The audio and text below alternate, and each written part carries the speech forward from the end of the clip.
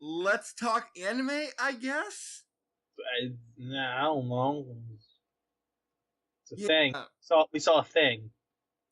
a anime thing. Yes, it was an anime thing, but it was still just a thing. It was a Dragon Ball Super anime thing. One that's actually canon, which is kind of still like mind blowing to me. Yes. The Dragon Ball Super Broly movie that came out yesterday in America as of this recording. I gotta be honest. Voice acting, loved it. Good voice acting. I have no problems with it at all. Yes, the girl that had a crush on Broly, I liked her voice. You know, I didn't pay attention to the voice actors that were flying by. I'm sure it kind of reminded me of Bulma. I'll be honest. Like a little bit of Bulma was in there, so it might have been her voice actress. Uh, Erica Lenbeck. I've heard that name around. I don't remember. She's a well known voice actress. I know that much. Yeah, and Bulma is Monica Rail. Okay, so they're different. Mm-hmm. Uh, Erica was in Sword Art Online, Fate Stay Night. There we go. Wait, which one? Fate Stay Unlimited Blade Works. Oh, as Kie Makidera. Who's that? Oh, she was Hijiri in Alternative. That might be why I'm remembering her specifically because of that one. Oh, and she was Mordred in Fate Apocrypha. There we go. Then again, I didn't see the English version. I did. Yay, Mordred! Who else did she play? I'm a curiosity.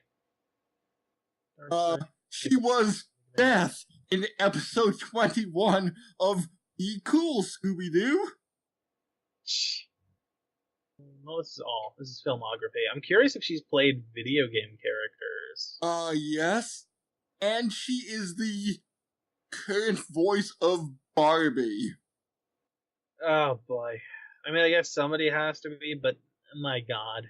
She was Sophitia in Soul Calibur 6. Mm-hmm. Oh, she's Futaba. She's Futaba from Persona 5. That's why I remember her. Because Futaba is just literally the most meme-spewing bullshit character. Like, she'll run away, and she'll literally just quote Sonic, like, gotta run! Like, she'll just literally pull all the video game references out of her ass. But, really?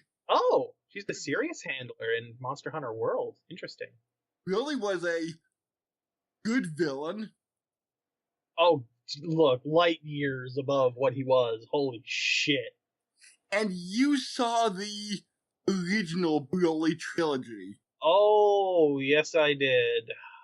Yes, I did. And you were saying to me several times that certain points was redoing scenes from the trilogy. There were definitely references there, yes.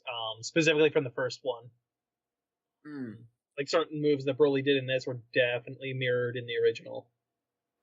Was there any plot? I mean, like, not plot because Frieza's involved for some reason. Look, he wants to be 5 centimeters taller. Is that so wrong? Just like Bulma wants to look 5 years younger. Which she's been apparently doing for the last who knows how long? Which honestly does not shock me because she doesn't look older, whereas like Chi-Chi looks older. Now, if only they explain why Trunks and Goten haven't changed at all. Yeah. But then again, Shenron can only be summoned once a year, right? He can, but he does technically allow 2 wishes. Okay. Like, ever since Dende put him back together, he's, like, made him less powerful, but at the cost of allowing you 2 wishes. So that's how the wish was kind of a twofer. It was kind of, yeah, even though they both technically accomplished the same thing. Yeah. But yeah, there's definitely some mirroring in here. There's the point where Broly goes shirtless, which in the original is him basically constantly. Um, in the original, he does the whole grab someone by the head and just drag them along a cliffside. That's literally both. Both of them have that. There's plenty of beating a character and throwing him into a wall. Like, honestly, the original one has a weird timing for it, too, because it's got to take place sometime between the 10 days of everyone getting out of the time chamber and the Cell games. That's the thing with all the original Dragon Ball Z movies, that except for like one or two, they Well, more. Even then, they're not even movies. They're more specials than they are movies. Mm. But yeah, like one or two, which would be Bardock, History of Bardock, I believe it was. No, it was History of Trunks, and then I believe Story of Bardock, whatever Bardock's movie was. Those two are the only ones that you could technically consider canon because they don't actually happen in the middle of the story.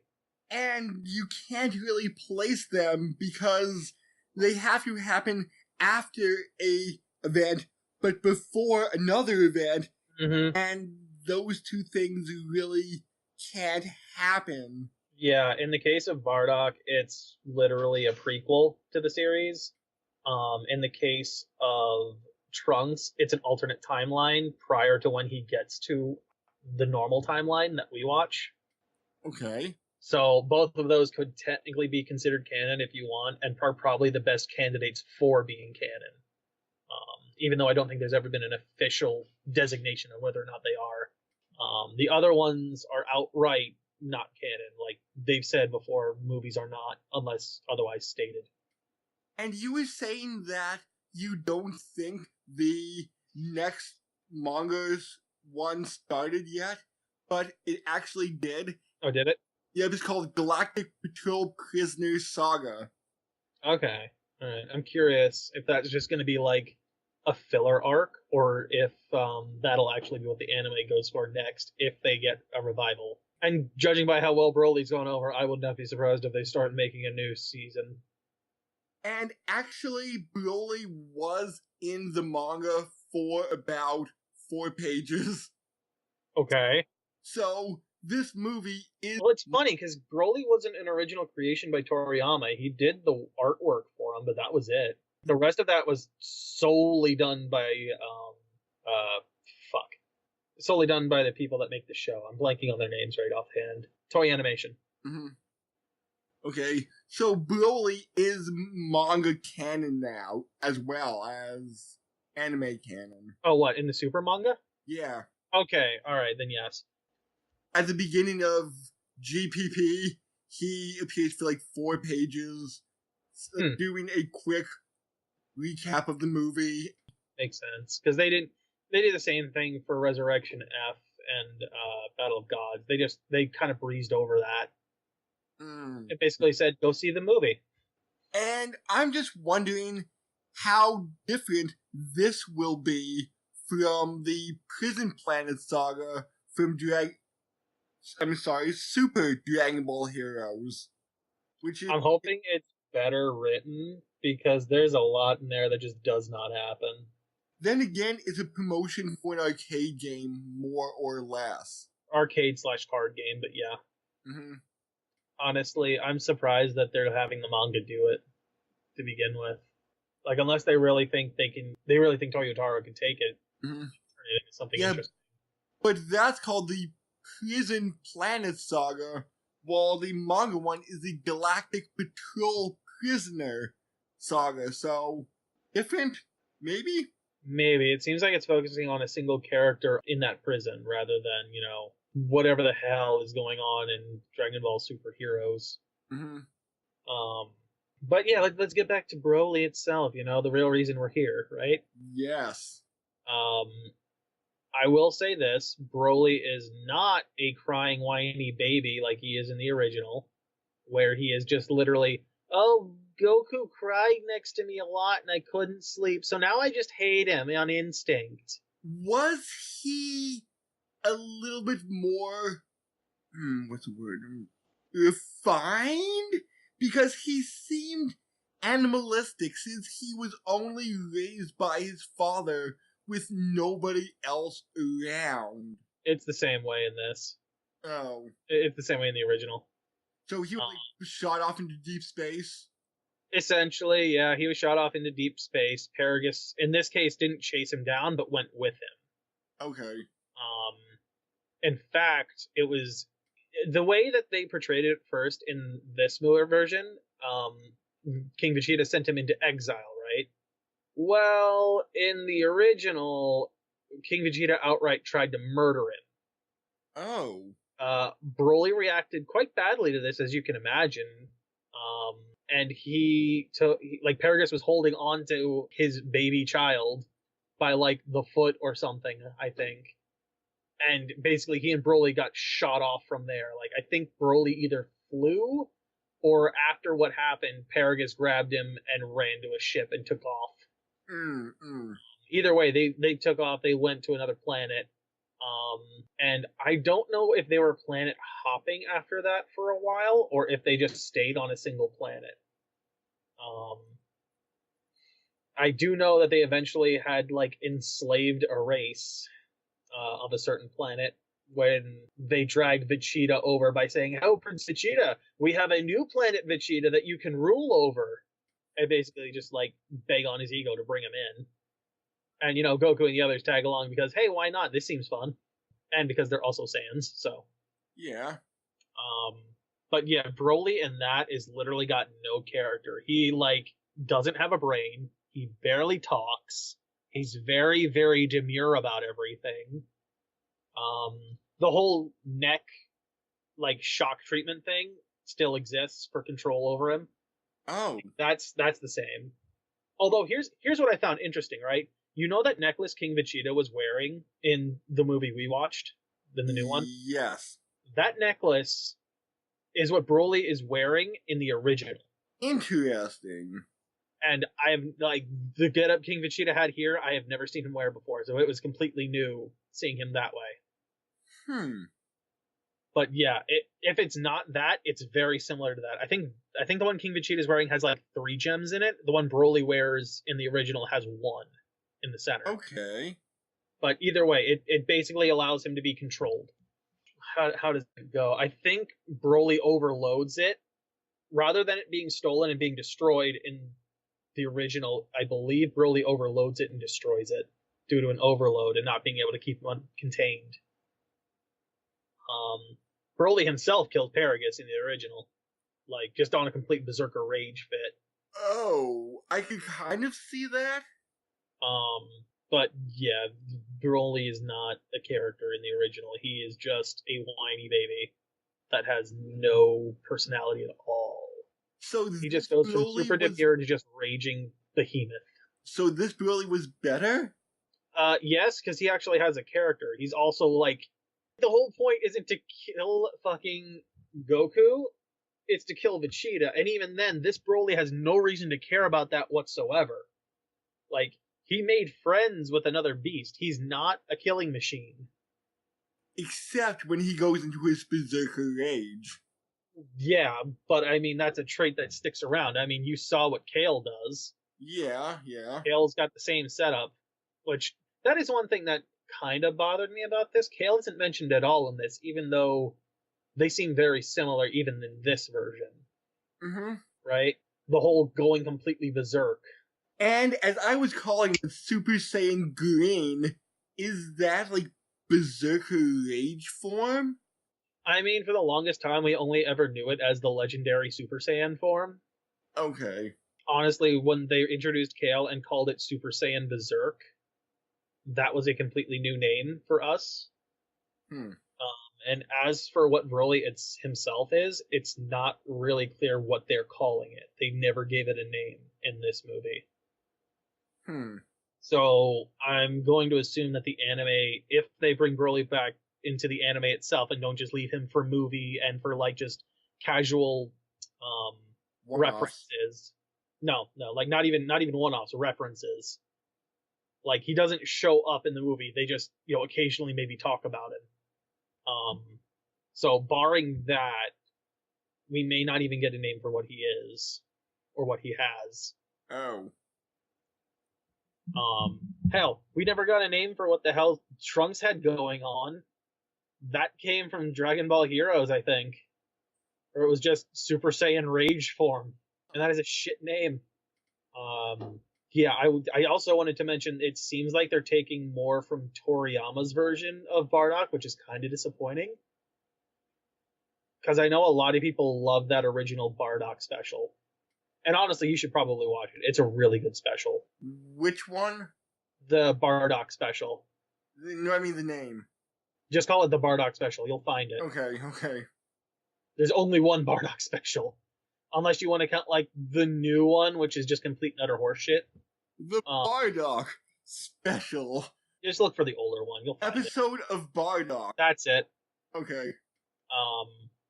That one's really good. Especially, like, the most disappointing part about seeing Bardock now is the fact that, like, he doesn't have his iconic fucking bandana, which is literally soaked in the blood of his fallen comrades. Oh wait, never mind. That was the newer one. The older one was Bardock, father of Goku. There you go. That's the one. So that's there were two. No, there were two. There's a newer one, which is like a half hour, if that. And then there's the one that's like 45 minutes, and that's the one you want to watch. Okay. That's really good. But yeah, he's missing the classic bandana soaked in the blood of his comrades after realizing Frieza is going to murder his entire race. Like, there's a point where, like, he's killing off a bunch of aliens. Said alien grants him the power to see the future. He has an entire point of being tormented by these visions and not realizing what they are until he gets to the point where it's like, shit, I think I finally understand what this is. And if what I'm seeing is true, my entire race is going to get eradicated. And that's not good. No, it's not. So it's trying to send Goku off to a planet called Earth. Well, no, that's the thing. Life. That's the thing. He doesn't do that in the special. What? No, he doesn't. Nani? Yeah. What ends up saving Goku is just, not convenience, but, like, I guess work schedule, really? Because Goku was being sent off to Earth to destroy the planet as a child. Same way that, like, they lied to Paragus about Broly doing that, too. Oh. Yeah, Goku was sent off as per schedule. The thing is, his was the only one being sent off at that point. Raditz, Vegeta, and Nappa were all off-world at that point, too, under missions as well. Goku was being sent off as the planet was about to be destroyed. And can we just talk about Kid Vegeta in the movie? Oh, how he's a little shit? Well, here's actually my other question, right? Here's something that kind of bothers me. Because now we have a version where we see Nappa with two other adult Saiyans that we have never seen before. Right. What happened to them? Right. Did they die? And if so, how? And I didn't think Nappa was all that much older than Vegeta. Maybe like 10 years max, but... Well, I mean, like, they mentioned this, and this is honestly from, like, I think it was Buu Saga when they mentioned this, but Saiyans don't age until or at least they don't seem to age anyway, until like 65? Okay. They have a much longer point of being mature before they hit elderly stage. So, while Nappa may have been, like, not looking much older than Vegeta, he might have been far older than he seemed, just because of that. Okay. But yeah, no, like, we have two Saiyans now that have been pictured in this that is apparently canon that we don't know what happened to them. It could be that just Vegeta killed them off, like he does Nappa when they failed. Maybe, but we don't know. We have no idea. There's two Saiyans that exist that are unaccounted for now in Dragon Ball lore. Which is interesting. Yeah, it makes you wonder where the fuck they're at. Yeah. It might very well have been that Frieza killed them while Nappa and Vegeta were, and Raditz, I guess, were off doing something else. It could have been as simple as, well, they irritated Frieza and they made that mistake, and so Frieza killed them. They called him short. They may have called him short. Like, there's easy ways to write them off, but because it's not mentioned, it makes me wonder. It also does slightly annoy me that Bardock has this like weird version where it's like, no, he's not so much a warrior. He actually cares about his family, which is kind of rare for Sans. I do say this, right? He kind of says it in an off kind of way, which makes him seem still distant while still kind of caring. Where he's like, man, I kill so much and I destroy so much. I'd just like to save something just this once. And it's like, all right, fine. You're kind of being distant while kind of being caring at the same time. So fine, I guess. But Gine is outright all loving and family oriented like that. And that's not normal for Saiyans either. Even female Saiyans? Even female Saiyans. There's a reason why they don't keep the child in their body. They put them in a pod to grow. The whole point is so that the Saiyan women can keep fighting. Okay. So it's like, hey, you're pregnant. Great. Once they're hit that point that we can pop them out, we're going to do that. Throw them in a pod. You can go back to fighting. Huh. Was Gine ever in any of the fighters? Any of the games? Yeah. Yes, she's been in games. I'm trying to think. Like, I forget where she's originally referenced, but I know she's been around a while. It might have been the Bardock special where we first saw her. I don't know. Okay. But yeah, they take from Toriyama's version, which even Toriyama, like, he didn't have any part in making that special other than probably some art designs, but he loved that special, which makes it even weirder that when he redid it, like, a few years ago, he rewrote it almost completely. Huh. To the point where, like, Bardock doesn't feel like Bardock anymore. It was Dragon... I think it's episode 0 or something, or season 0, or Dragon Ball Minus, that's what it is. People didn't take... It's one of the few things that Toriyama's done that people didn't take too well, just because it changed a lot of things that people really liked about Bardock. But we're focusing on Bardock here and not Broly again. Granted, this was a good, like, probably 15 minutes to, like, a half hour of the opening scenes. Although I will say, I'm disappointed. I ran out for concessions and I missed the one sight of the Ginyu Force in the movie. So I'm sad. Yes, they did strike a pose as King Cold was stepping out of his ship. I'm sad I missed that. I love the Ginyu Force. Also, Frieza's red now, apparently, just like Trunks' hair is now blue. Yeah, the theater did give a little chuckle as the Ginyu Force posed.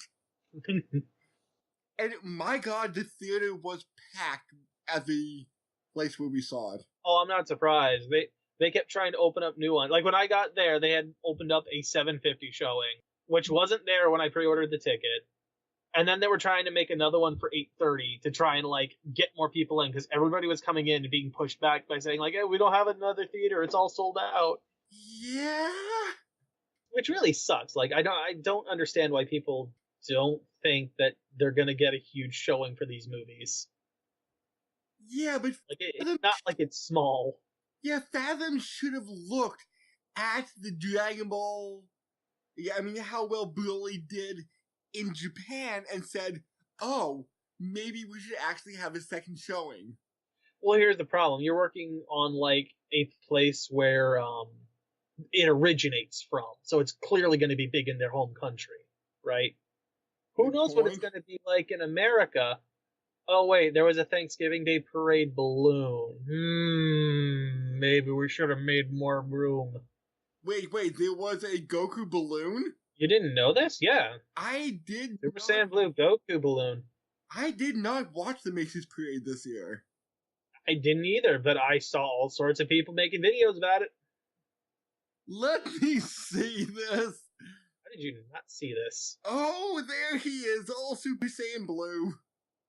Oh, you should have seen, like I saw like clips of the announcers trying to say the names of this shit. And it's like the most English version of saying it.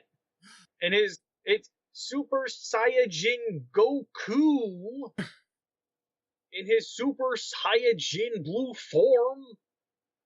I'm like, oh my god, it's so blatantly bad. Why? I will have to see that once we're done. It hurts the ears to hear that. I'm just like, why? Somebody teach this man, please. It's so bad. Well, It looks like Saiyajin with a J in it. It does, but why wouldn't they get someone in there that knows what they're talking about? Or write it, like, phonetically for the announcer. Yes, that would help too. Because clearly the way it's spelled in Japan, when it's romanized, does not work for Americans because it doesn't sound the same as the way it's spelled. Yeah, because when I first saw Saiyan written out, I'm like, wait, there's a J in it? To be fair, if you threw that over in, like, I want to say Spain or something, the J is a Y sound. So Goku is Latin? Well, I mean, all English, and the other ones are derived from Latin originally. But yeah, no, there were some. Look, I loved the animation in this movie. All right, the animation in this movie, superb, love it. The CGI wasn't that noticeable, except when it was noticeable. It was noticeable, but it was still great CG. Like, it looked like it was just straight out of Fighter Z. It was great. Yeah. It's the transition between the two that was the problem. It wasn't smooth or graceful. You could tell when it happened. Like, it wasn't obtrusive, but it was enough to, like, just throw you a bit, I feel like. Mm-hmm. And honestly, I still love this movie regardless. It's just, these are nitpicks. Just like I have the nitpick of, well, hey, Goku's been fighting Broly for like 10 minutes. What happened to Vegeta? Oh, yeah. Like, he just got beaten into the ground and then Goku took over. Where's Vegeta? Every time I go to ask that, I swear like 2 minutes goes by and then they get a flash of the character that's missing. And it's like, oh, he's just standing over there with Bulma, just watching the fight. I mean, I get it, but I feel like he should have had something to say earlier. And maybe that's because, TV show pacing versus movie pacing is different. I don't know. Maybe that's the case. Still, it felt like it was longer than it normally would be for when one of them would interject with some kind of line about what the fight was going on with. Yeah. I'm trying to think what else. Oh, the best part, one of my favorite parts out of this was just like when we get that first person view from Broly's perspective as he's just beating down on Goku, sending him through a freaking glacier and then just like traveling through the hole Goku's created and following him. That was impressive. That was sweet. And then it just transitions from like first person to over the shoulder to third person view again. Oh, it was so good. It was done so smoothly. So, the gang has all 6 of the 7 Dragon Balls, and they're stolen by the Frieza Force! Hey, look, I'm glad the Dragon Balls are actually having a use here, alright? It's always disappointing when literally the last 2 arcs of Z had nothing to do with the Dragon Balls. Didn't Cell want them? Oh, he didn't want them. He didn't care. Yeah. Cell didn't give 2 shits. Boo didn't give 2 shits. That is right. All the way up until Frieza, Dragon Ball's huge thing. Last 2 sagas, nothing. Huh. The Dragon Balls are just like a tool to do something or other. They're not a main center point of the thing. They're there to fix the plot. Oh, people died? Just use the Dragon Ball, it's fine. And then GT came along. Hey, remember the Dragon Balls? They're useful again! No, they're not. Because you use those Black Star Dragon Balls and you destroy your planet if you don't get them back there in a year. Well, now we have a reason to collect them! You have a reason to collect them, but the first, 24 episodes of Dragon Ball are awful? Or, Dragon Ball Z are awful? Or, goddammit, GT is awful. They're real bad. And I think it's because they're trying to go back to, the way original Dragon Ball was. Even to the point of making Goku a kid again. And they just don't do it right. And I kind of like the fact that they try to make Trunks and Pan mainstay characters, but by the time they go back to more Z-style stuff, those two just fade into the background and don't do anything. Unfortunately. Yeah, it's a real shame. And technically it's even worse for Goten, because he was supposed to go on that trip with them on the first 24 episodes. And he just gets relegated to, like, being shut down and back stuck on Earth. You know, Chi-Chi is determined about his education. The boy's like a freaking sports head. Like, he's a jock. Like, that's all he became, was like a jock talking to girls constantly on the cell phone. Yeah. And honestly, they could have remedied that real quick. All Goku would have had to do was just, oh, Goten isn't here? Cool. Instant transmission. Grab Goten. Instant transmission back. There we go. Done. Goten's now part of the crew. Good point. There's literally no reason he couldn't have done that. But back to Broly.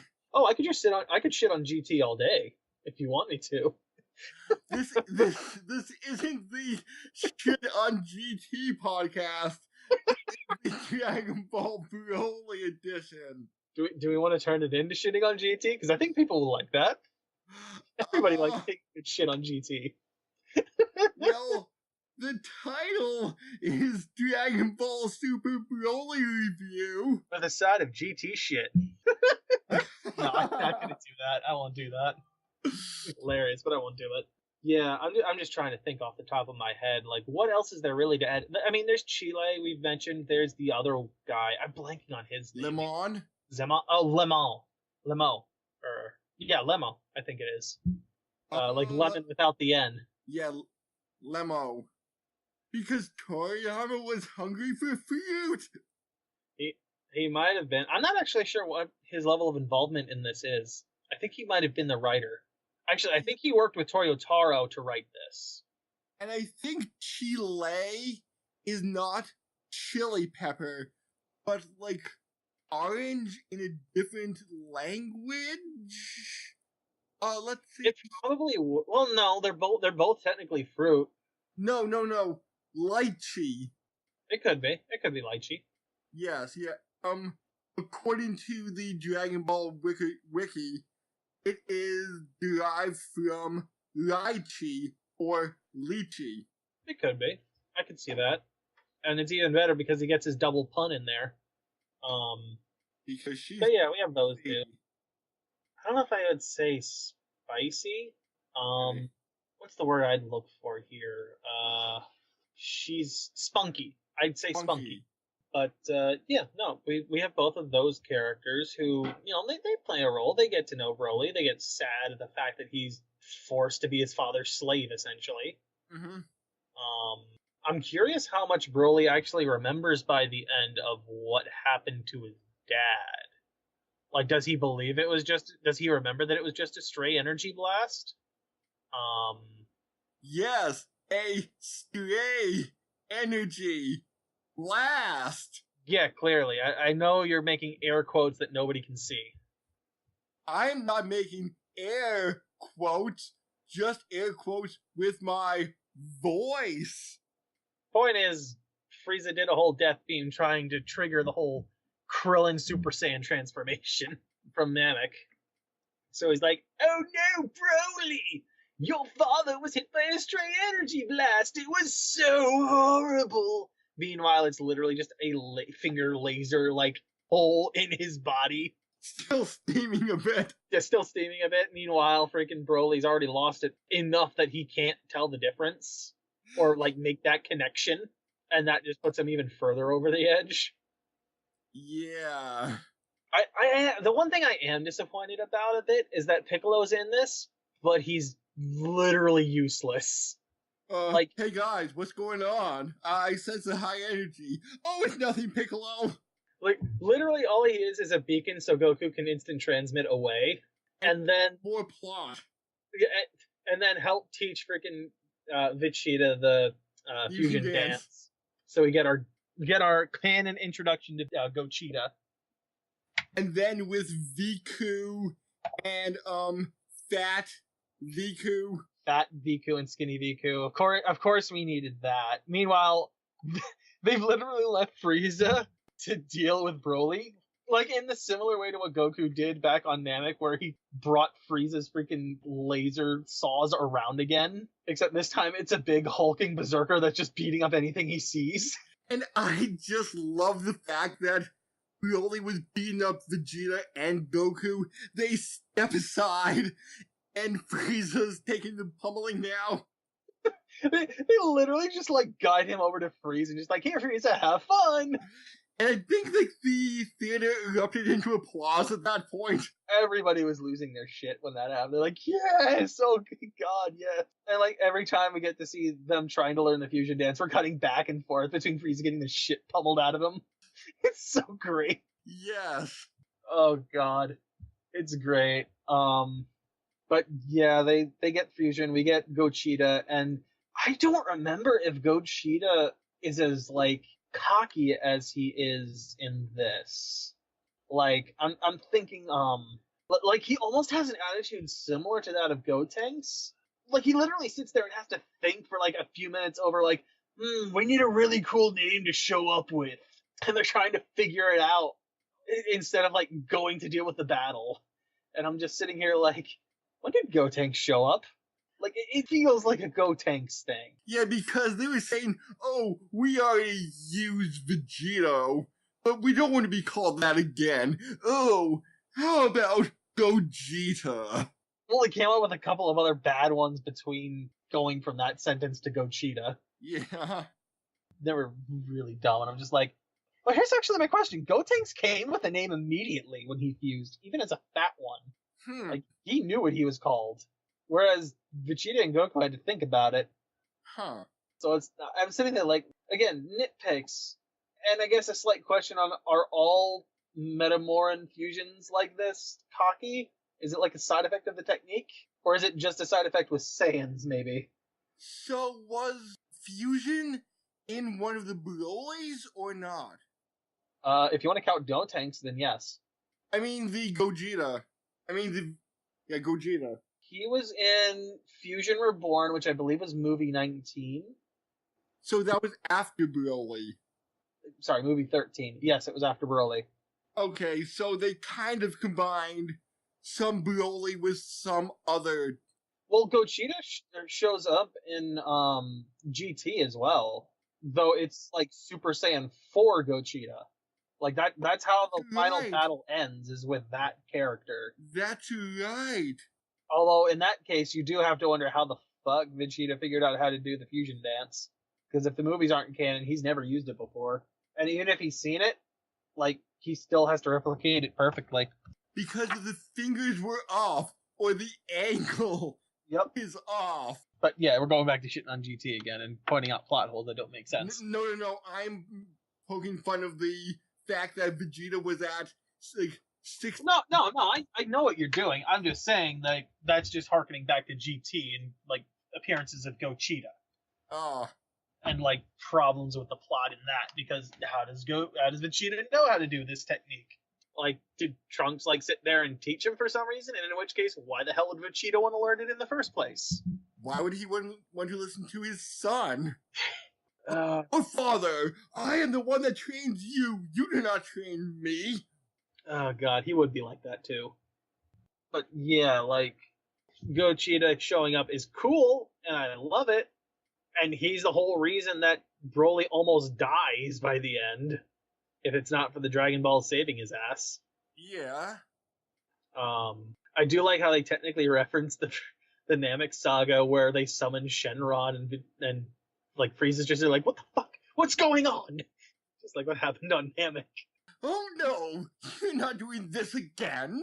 Literally, I'm surprised he didn't say this. I'm shocked he didn't say not again. Not again.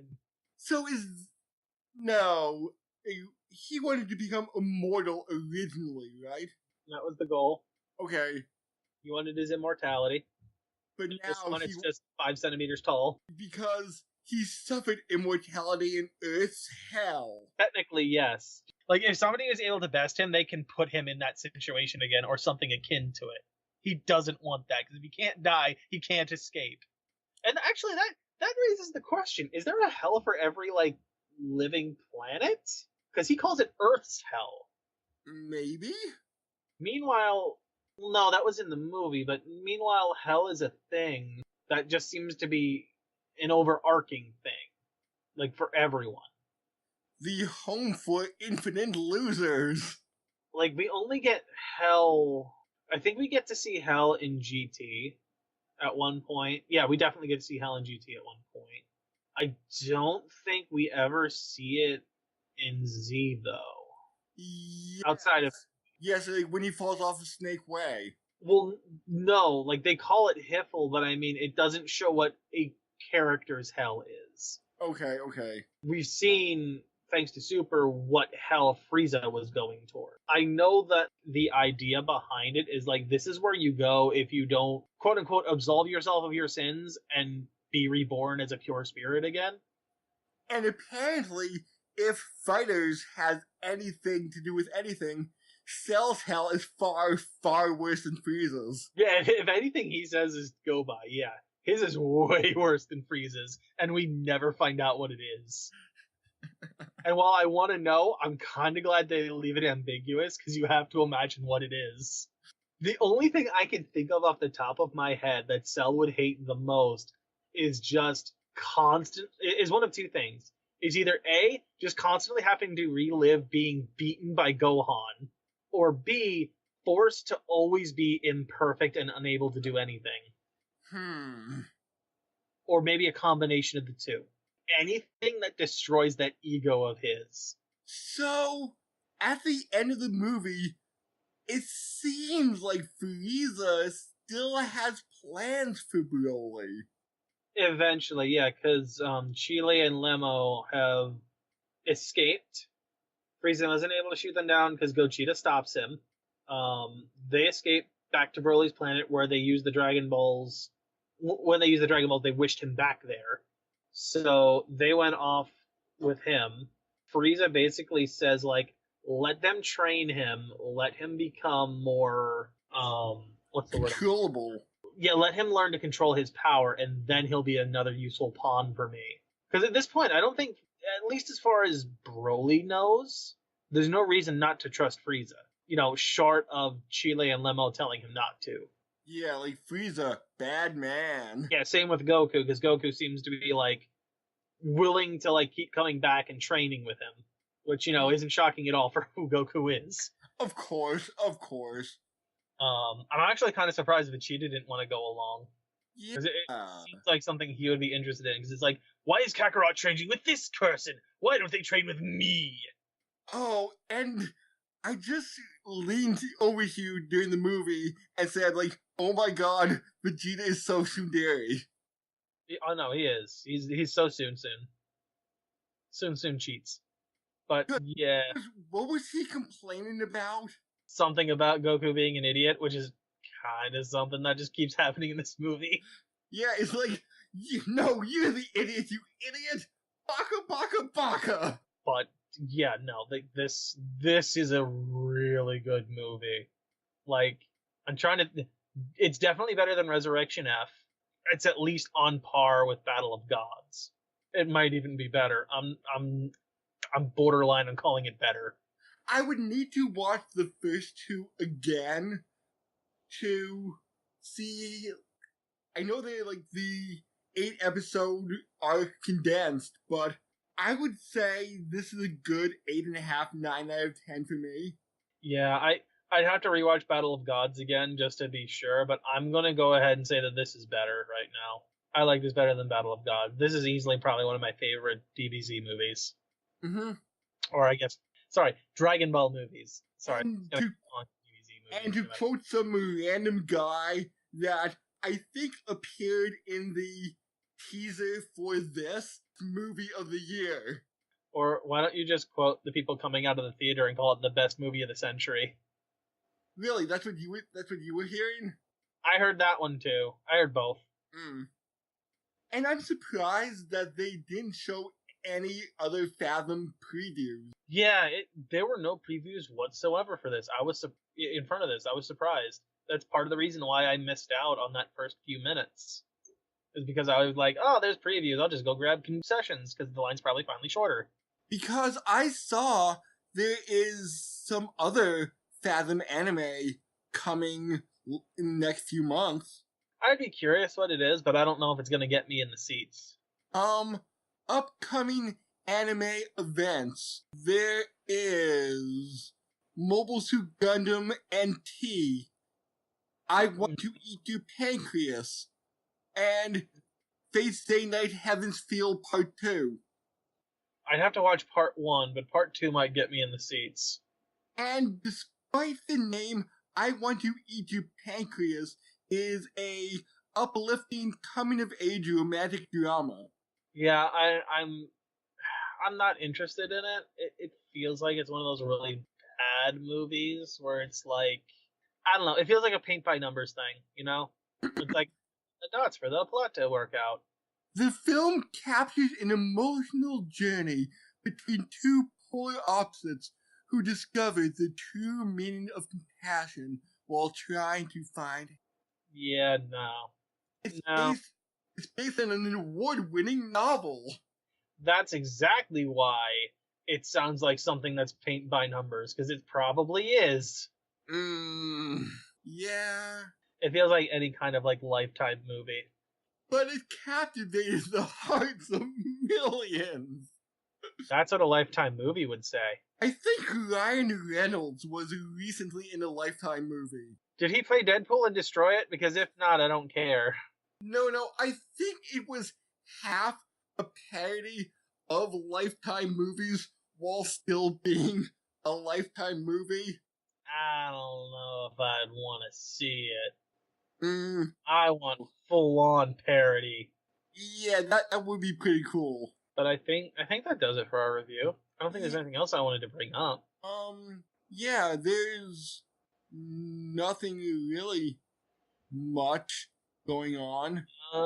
Well, the only other thing I would want to say then is, for the three of you watching, what were your favorite parts of the movie? Did you get to see it or not? Was it sold out for you?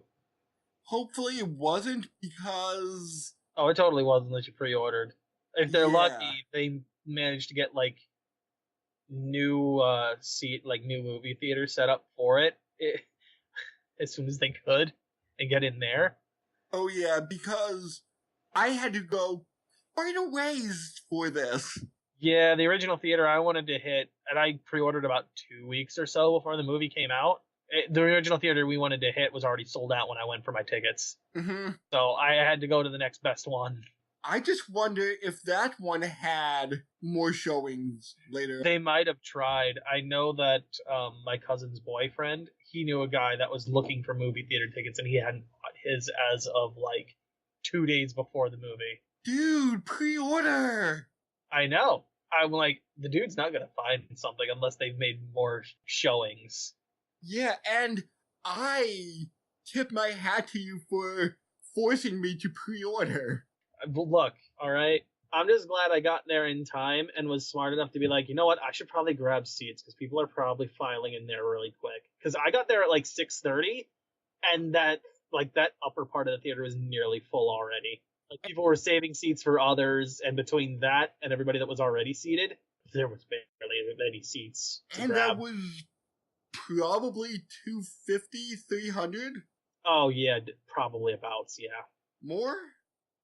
I'm not 100% sure, but it would probably be close to that. Wow. Which means that there were at least 600 there between our showing and the 751. Oh, also a question for the comments. Did anybody have Goku hair going? That's the thing, right? I got in there, I'm like, I feel like I'm at a convention, but the cosplay is missing, because we didn't have any cosplayers in there. I did see somebody with a Goku shirt. Well, there were plenty of shirts and jackets running around. Hell, there was a guy there with his 2 kids, and they all had, like, Goku jackets. Or, like, jackets from, like, the manga. Like, they definitely had that style and coloring to them. Yeah, because I did see a lot of orange jackets there. There were plenty of clothing there. It just wasn't a cosplay level yet. But it was definitely fandom levels. Hell, there was a guy walking around that I saw that had, like, Goku and Vegeta doing the fusion dance on it. Which I'm pretty sure was his shirt after movie 13, because I think that's the only other time it happened. Fusion Reborn! So, there was, like, a lot of anime shirts, like, Dragon Ball shirts there, like, more so than I expected. I expected there to be, like, it to be really packed, but I didn't expect that much open fandom for them. Yeah. If I hadn't been coming straight from work, same way that you were, I would have probably grabbed my, like, training to beat Goku, or at least Krillin t-shirt. But yeah, if it hadn't been like you and I coming straight from work, it would have been. I would have totally done that. I would have been like, "This is perfectly appropriate." Or my Plague of Grapes caulifla T-shirt. That one I probably would have worn as well. Wear 2 t-shirts halfway through the movie, take one off so that you still have a Dragon Ball shirt on. Oh man, but yeah, I think that's it. Like we said, let us know your favorite parts. Did you make it? Did you not? Are you gonna wait for like DVDs? Toonami? Toonami will probably show this like September, maybe. They'll probably try. I wouldn't be surprised. It's technically canon, so they would really want to. Yeah, and Adult Swim probably will want the rights to show it. Oh yeah, they would definitely want it. So yeah, I think that's it for us. We will catch you on the next one. Yep. So, which will probably be anime resuming in March-ish. Yeah, it all depends on how things go down, but yeah. Yep. Until then, check out Yakuza 0 playthrough. Our Movie Maker podcast, which is up sporadically at this point, and any other videos that may drop from us. ED-chan's been rather busy on that Yakuza playthrough. Oh, technical difficulties, Chan. One day you will be drawn into reality. One day. I don't know when right now, but one day. Yes. So, I guess we'll talk to you when we talk to you later. Yeah.